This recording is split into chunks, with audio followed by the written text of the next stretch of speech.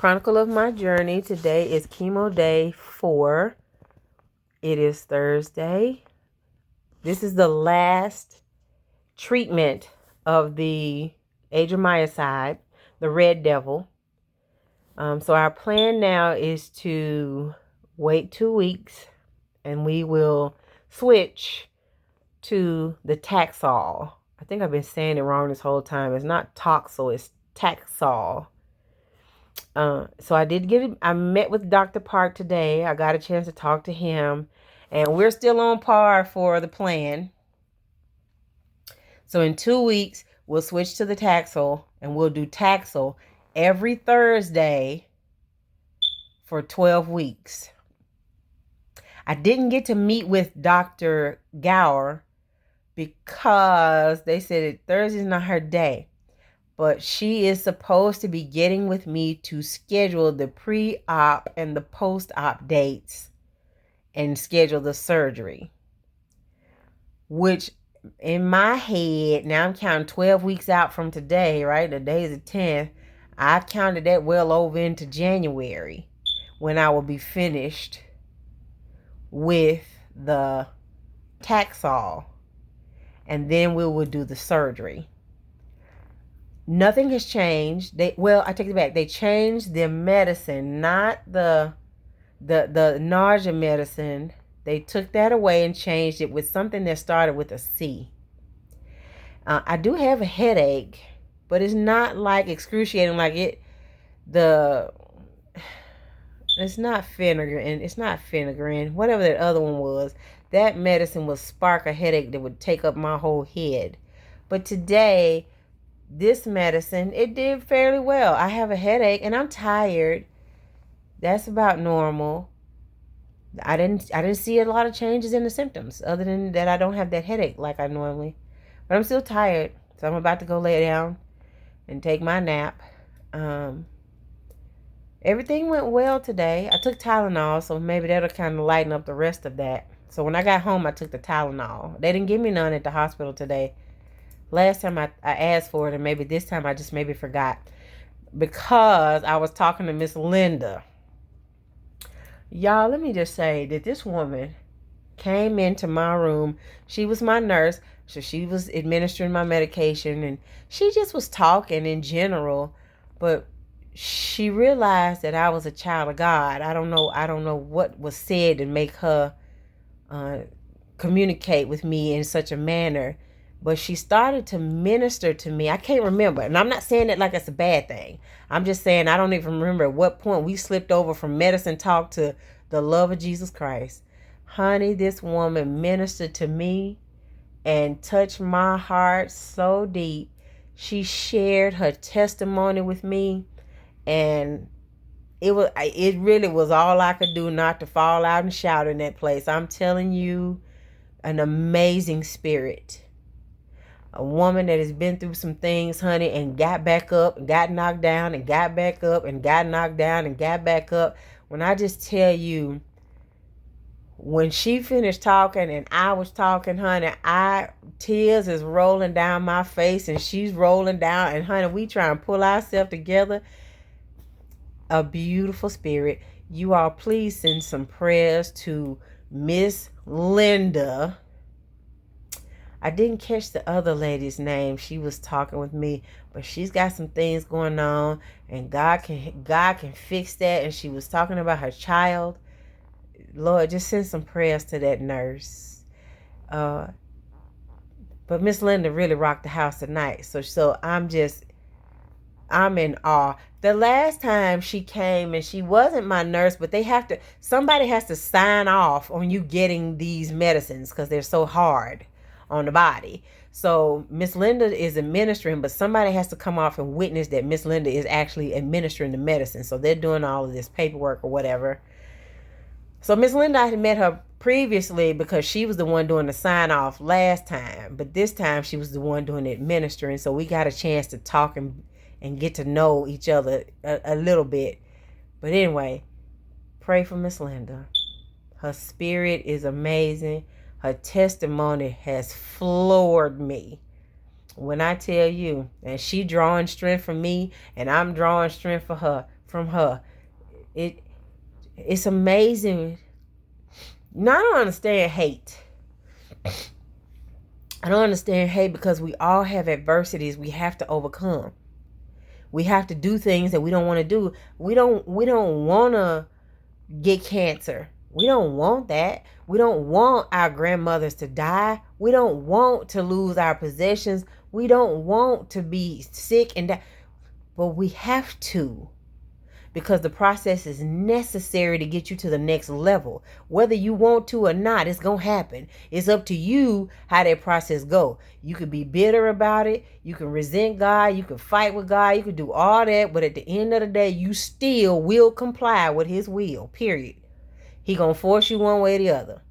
That's my look on it. So you might as well be grateful and just say, God, whatever you doing, honey, coax me on through it, because I don't know. And ain't no need and no other nothing. You got to live your life day by day, because you worried about what's happening 20 years from now, 50 years from now. That ain't helpful for you, because you don't know if you're going to live past Thursday. You don't know. So don't get me to preaching. Subject change in my stucky voice. So today went great. All right. I think everything is fine. There's nothing that's changed. We still got a plan in place. We're still working the plan. We just changed the headache, nausea medicine. I did tell him, he asked me whatever symptoms, but I really haven't noticed any symptoms. Now, now that I'm sitting here thinking about it, now my appetite is weird. So I can go from not eating a thing, and I could go a whole day not eat. And then I think like Tuesday, all of that changed from not eating to eating everything. I couldn't get satisfied. I ate a whole box of cereal. Like, it's crazy. And they say it's the steroids. I don't know. But honey, don't give me no more steroids, because I want to keep my thickness. But I don't want to be that thick. Now, don't come in here. No, I didn't take the steroid today. Don't give me none of that. Well, I took the one that they made me give. I don't take the ones that you're supposed to take after the chemo. I'm not taking that mess. Now, I don't need... Now, shit. Anyway, my blood pressure was a little bit high, but I have been taking my medicine. So, I think it's just the chemo. I'm doing my part, but my blood pressure is still high. I got a little stressed, but not that much. Anyway, fast forward. Chemo went great. I got up. My auntie told me she cooked. My Aunt Barbara. And I went over there to get me a plate. And I wanted some beans and cornbread. Because that's what Granny raised me on. That's how I roll. But anyway, and then I discovered Aunt Barbara cooks just like Granny. That just made me so happy. It's been so long since I had Granny's cooking. So when I tasted those turnip greens today, I was happy. I miss my Granny. That was a sweet reminder of the love. Granny put love in her food. I knew my Granny loved me. If nobody in the whole world loved me, Mary Louise Watson did. That was for sure. It wasn't about money. It wasn't about nothing.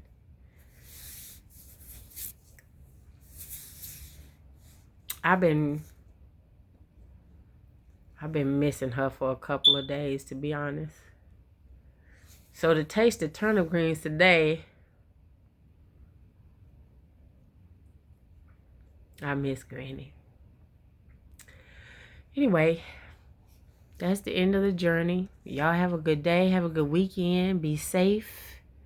Be educated. Ladies, go get your mammogram. Fellas, you too. We got to start taking care of ourselves. And it is my understanding, y'all might look into this. It's my understanding you can have 10 care And for those of you that don't have insurance and you too proud, you can have TennCare if you have a cancer diagnosis. And so I was going to look that up before I shared that information. So I'm almost sure that it's right, because I kind of clicked on the website, but I didn't really get to follow through. If for those of you, you need to go check on this stuff. The great thing about it is I just thank God we caught it early. So you all go check on yourself. If it don't feel good, it don't feel right. I did my little 3 days at work. I did all right Monday. Tuesday, I left like 30 minutes early. And then yesterday, I left an hour early because I could feel myself tanking down, which was okay. I mean, honey, I'm just trying to keep the bills on, so I might not be able to work 40 hours, but give me a couple of them days, honey. Let me see what I can do, because I need this money. So, work was okay. They now ADA laws, because now I'm considered handicapped. I guess you could say I have a disability. I really could qualify for a disability. But under the FMLA rule, your companies have to provide reasonable accommodations for you to be successful at your job. So they were above and beyond great. Miss Vicky is my GM. She came around and made sure I was okay. My boss, Devin, went and got me this little cube stool, and everybody was just really great, and I handled it. I knew my limitations. When I was fine, I stood, and when I was weak, I sat. And when I realized I was headed in the danger zone of weak, I left work. So the 3 days did very well. Everything worked out for that. And I think that's it. So everything was okay. So anyway, keep praying. Go take care of yourself. Go get a mammogram. Go get your prostate checked. You're 40. Get your butt over there. They got new technology. They don't even have to do it the old way. Go take care of yourself. If you don't, I kept saying, look, if you don't feel right. So let me back up and tell y'all this real quick. Then we get off. When I was at work, I kept telling them, y'all, I feel sick. Something is wrong. Like, I don't know what it is. I don't feel good. And everybody was like, oh, Tish, just go sit down, yada, yada, yada. But in the back of my head, I was scared. Like, for real, this don't feel right. And one day I got sick at work, and the UPS guy always comes in, really nice guy. He always cracks his little jokes, drops his packages, honey, brother's out. So he saw my face, and he said, you don't look good. And I was like, yeah, I don't really feel good. I'm about to go over here to the computer lab and sit down because I just don't feel good. He said, I know where a nurse is. I'll be right back. Brother went and found me a nurse with all her nurse equipment, saints. The woman came back, gave me a whole good workup. And she said, Tish, I don't see nothing wrong. So I got one more too. That's me eating them greens. She said, I don't see nothing wrong. Your blood pressure fine. This looks good. Your heart rate this, yada, yada, yada. And I said, well, ma'am, thank you so much for coming to check on me. I don't know, but I don't feel good. She said, listen to your body. So she gave me these little juicy packs.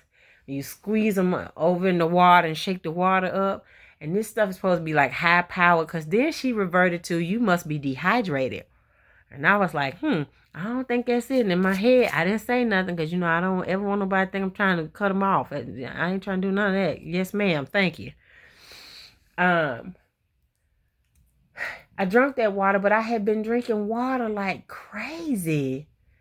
I just cannot even tell you how much water I had. So I knew it wasn't dehydration, but I just kept saying to them, I don't feel good. Something is wrong. And I just kept putting it off and putting it off and putting it off. And bam, ta-da, it's cancer. Go take care of yourself. Don't ignore the warning signs. Don't say I'm going to do it tomorrow. Because tomorrow, for me, I'm going to go get that mammogram. Turn into 2 months later. And 2 months down the road, when I found it, it was cancer. Yeah, it was stage 1. But guess what? I should have caught it in April when she told me she made the appointment for me in May. But I didn't catch it to, July, August. Stupid. Go take care of yourself. Okay? Y'all have a good weekend. I love you. Keep praying. I'm going to bed, so do not call me. Don't text me when you see this video. Please. I'm not going to answer no phone calls. And don't take it personal, child. I'm going to lay it down. My head is hurting, so I got to go lay down. I love you. Bye.